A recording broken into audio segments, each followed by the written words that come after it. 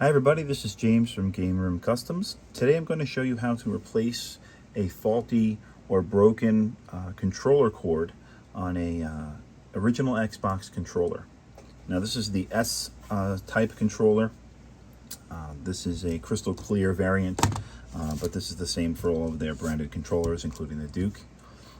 Sometimes these cords get damaged from improper wrapping. Or somebody just, did a number on it over the years and now it doesn't work anymore. Typically when it's a cord issue is when you have intermittent connection to the Xbox, where sometimes it works, sometimes it doesn't. And if you wiggle the wire around in the back, it'll sometimes work for you, or if it's just completely dead. That's a telltale sign that this is the issue. You can replace that cord or you can fix that cord. I'm going to show you the replacement method, which I find to be a little more efficient, and it's faster, and you're using brand new wiring.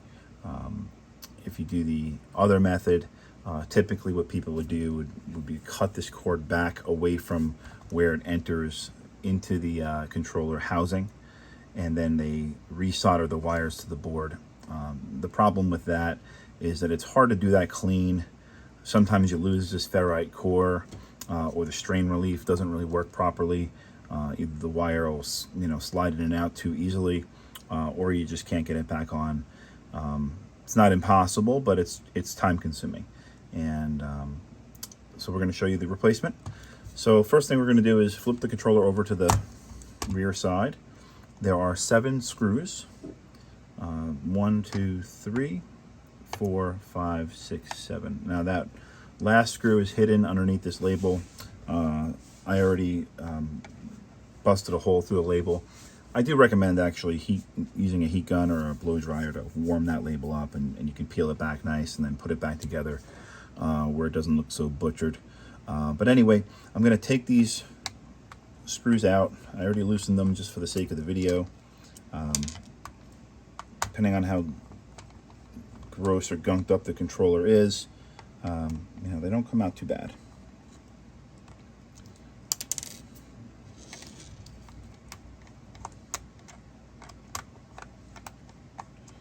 This is also a good time to maybe replace the thumbsticks if they're in pretty worn condition.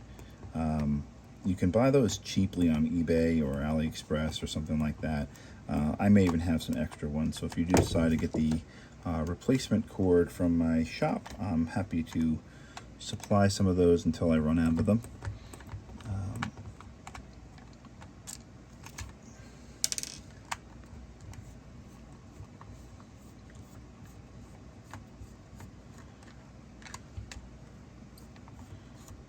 Now, for those of you who don't have good soldering skills, this is not a very difficult project to take on yourself. Desoldering the existing connector is actually probably the hardest part, if you even want to consider it a challenge. I think it's pretty simple. Now, I use a soldering gun just because I'm very involved in the hobby and I do a lot of cap replacement and stuff. So, okay, this is what it looks like when you open up the back of the shell. Here's your cord right here. There's the original 6-pin connector. Basically, it has the 5 data lines. That last black one right there on the small wires is your ground. And then they have this extra ground with just basically some shielding they had inside the cord. It's not really necessary, but they do have it. It's pretty good quality. I'm going to take these parts, just take them out of the plastic housing. You can disconnect these, but you don't have to for this this repair. Now you're going to lift up the controller. Try to leave all this intact unless you want to really get in there and clean it. Now this is a great opportunity to get any sort of disgusting filth that might be on these controllers out of there. You can take the buttons out, clean them, put them back in its place. You can basically do whatever you'd like to do there. Now we're going to flip the controller back over again. You're going to see these thumbsticks. I recommend you just pull them off. These are actually kind of beat up. I'm going to replace these while we're doing this.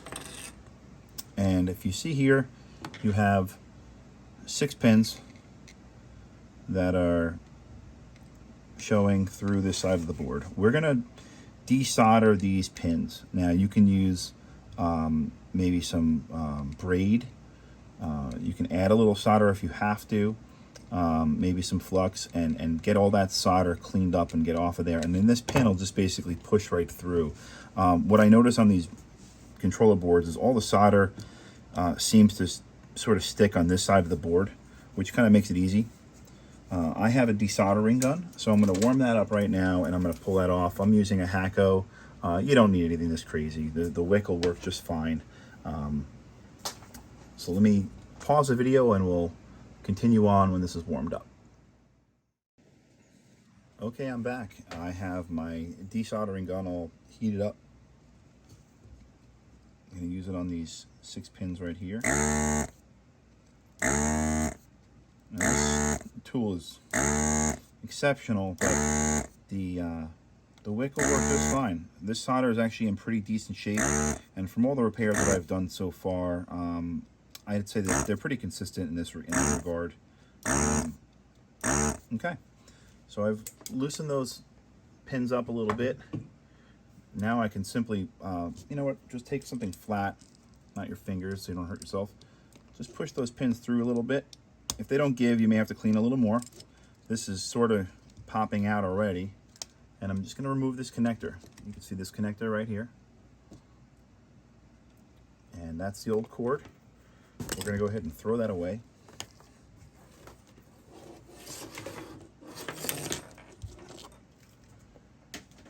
And we're going to get our new cord. Now, this is a new replacement cord that has a breakaway adapter included. It is full length, and it's good quality. Now, this one has a 5-pin connector. It doesn't use that extra shielded pin, but that's all right. It's not necessary, and we're just going to match up the red pin to the bottom hole on the board and push that. Actually, you have to go through the other side, excuse me. Flip it over and locate the bottom hole. Put the red pin through there and snap in. It kind of pressure fits in a little bit. You don't have to tape it down or hold it kind of funny with 2 hands. Just gently flip it back over, and you're just going to solder these 5 pins, and that's pretty much all you need to do to repair this controller. I'm going to heat up my soldering iron right now, and we'll continue on. Okay, the iron's hot, so we're going to solder these pins right now. First, I'll put a little bit of flux on the pins.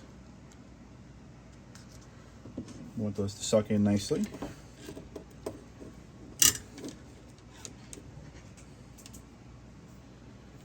All right. Okay. Always use a clean tip on your iron.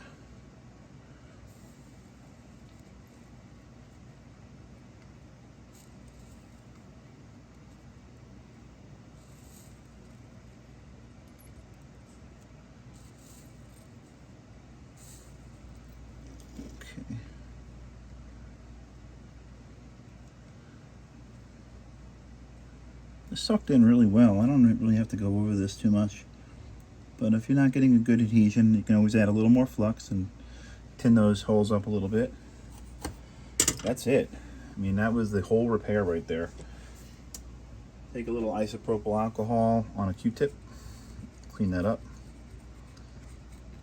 And like I said before, it's always a good opportunity to clean up the controller itself if it has any other cosmetic issues that you want to take care of.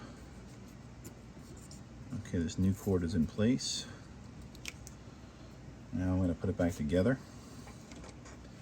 Let me just clean off that one area of this controller that was not very clean when I opened it up. Some crud over here on this side.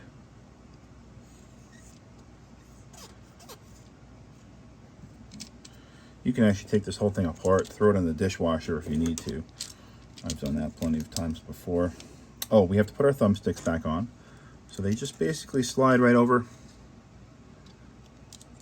I think they only go on one way, so you kind of have to figure out the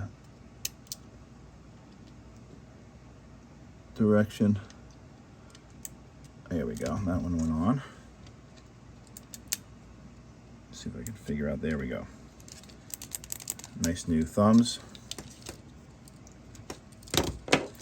Okay. Just drop those thumbs through there. And get this to sit nice and flat. Actually, put this there. You can see the connector lays vertically instead of horizontally, but it will not affect closing of the controller, thankfully. There's plenty of room in there. Alright, so we'll lift up the controller slightly. Slide this back into place. Make sure your buttons are stiff and working before you proceed to put the back of the case on. Now this strain relief here, you're going to put this little tab, let me move it up a little bit, right where they have this molded holder, and just lay it in there just like that. All right, your wires are gonna be flexible enough to push out of the way when you put this controller back on there. Let's see.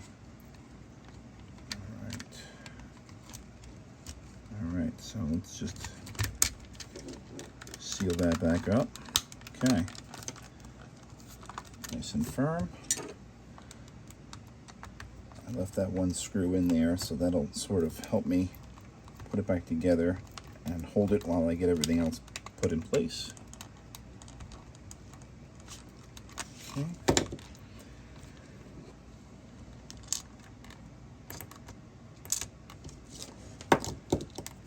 I'll stop the video here so you don't have to sit here and watch me screw in this controller, and I'll bring you over to the Xbox and we'll show you that it's working. Okay guys, I have my test Xbox here with my controller plugged in, and I'm on the dashboard of the system, and as you can see, the D-pad is working properly. My trigger button just worked fine.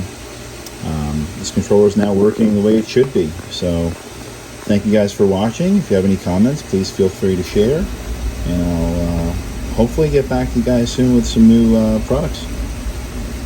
Thanks a lot.